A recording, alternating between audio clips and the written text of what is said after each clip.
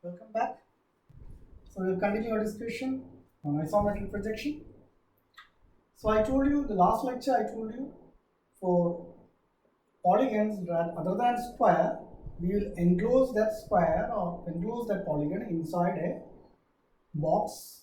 Okay, we'll get a box, then we'll do the isometric projection of that box first and we will complete the problem. Okay. So if it's a hexagon, we'll enclose that hexagon inside a box, draw the isometric projection of the box first, then transfer all the distances of the corresponding points in the hexagon to that box, and we will get the isometric projection of that particular polygon. And the important thing is transfer only horizontal and vertical measurements directly into the box. No inclined measurements, you should not take inclined measurements and directly transfer into the isometric axis. Okay. Now, this is a special case. What will you do in the case of a circle for drawing the isometric projection? Okay. Here also it's an irregular shape polygon, I can say that. So I'll be enclosing this circle inside a box 1, 2, 3, 4, and here you know that since it's a circle, this box is a square. Okay, so when you can see that the angle between the sides are 90 degree. So this box becomes a rhombus when you convert this orthographic projection of the square into isometric projection. The box becomes this square becomes a rhombus because it will be compressing from the corners, keeping the diagonal length same. So what happens with the shape of the circle when you compress it from the corners, keeping the diagonal length same? What will be the shape? The shape becomes an ellipse when we convert this circle, orthographic projection of this circle into isometric projection. Okay, so what are the difficulties associated with the conversion of a circle, orthographic projection of a circle into isometric projection? Here, when you enclose this inside a box, you can see that only 4 contact points are there. Only these 4 points are touching the sides of the square. That means we are restricted to draw the ellipse using these 4 points. It would be very difficult to draw an ellipse, a smooth curved ellipse using 4 points. So in that case, the situation is like this. So we will rely upon a particular geometrical construction method for drawing an ellipse using 4 centers of the ellipse. So the method is called as 4 center method for drawing an ellipse. Okay. Now, so we will discuss what is 4 center method, how to construct an ellipse using 4 center. As the name itself depicts that there should be 4 centers. So centers I can mark it as C1, C2, C3 and C4. And the beauty of this method is we will draw all the curves or complete ellipse will be drawn with the help of compass.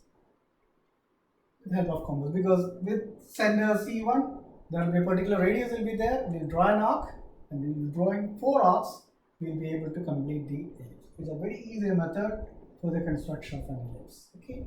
So as usual, first transfer the square to the isometric axis. So I got the mark point 1, distance of 2 from the 1, 2, I mark it here, 2, then 1 from 4, we mark it here, then draw a line parallel to 1, 2, through 4, another line parallel to 1, 4, through 2, we will get the point 3. Now I join these points.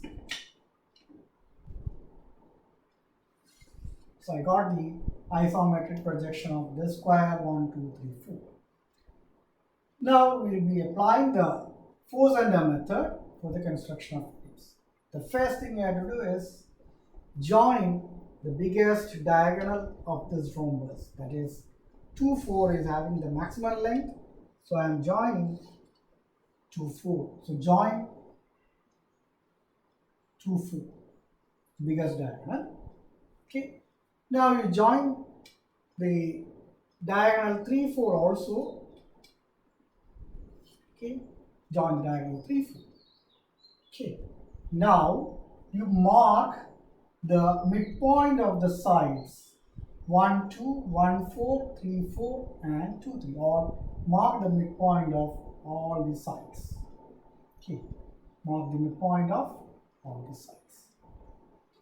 So I can say this is the midpoint M1, M2, M3 and M4. Okay, now we join 3 M1. Okay, and 3 M2. Okay, so mark the midpoint of all the sides, get M1, M2, M3 and M4, join 3 M1 and 3 M2. Now you got one center of the ellipse.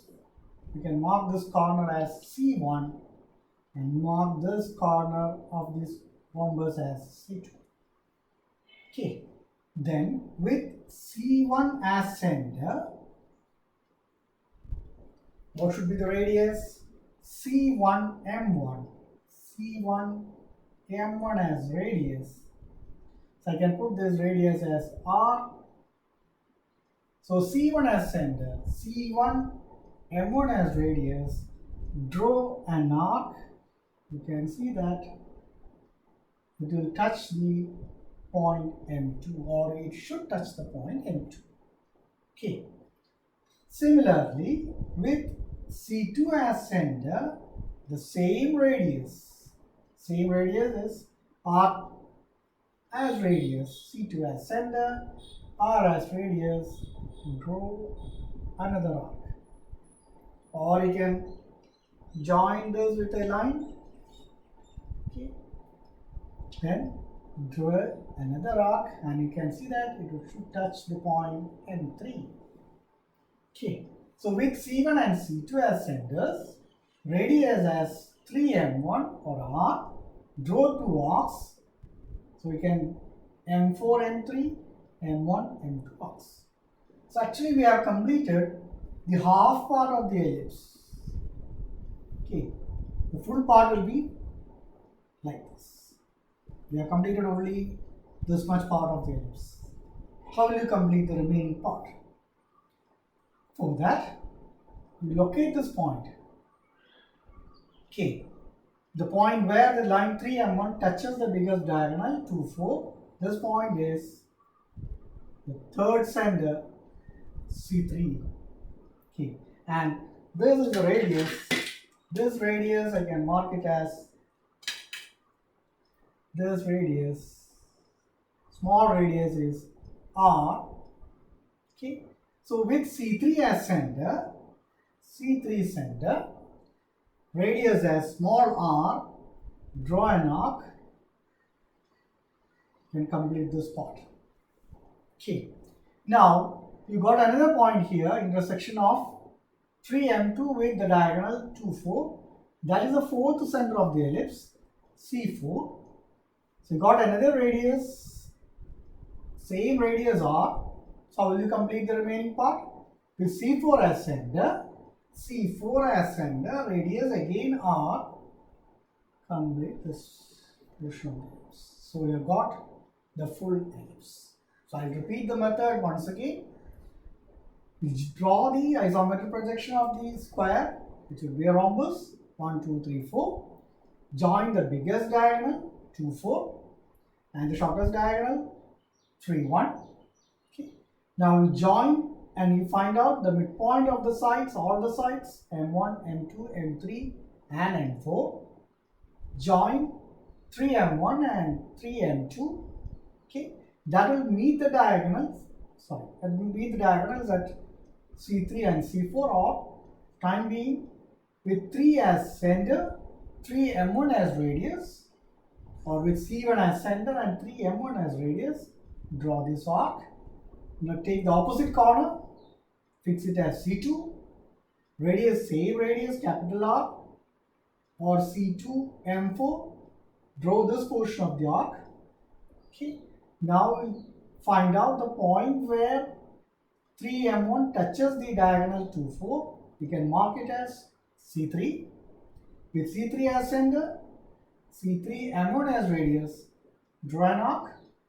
Similarly, find out the point where the line 3M2 touches the line 2, 4. Get it as C4, C4 as center, C4 M2 as radius, draw an arc. So this is a isometric projection of a circle, and the shape we are getting will be an ellipse. Thank you.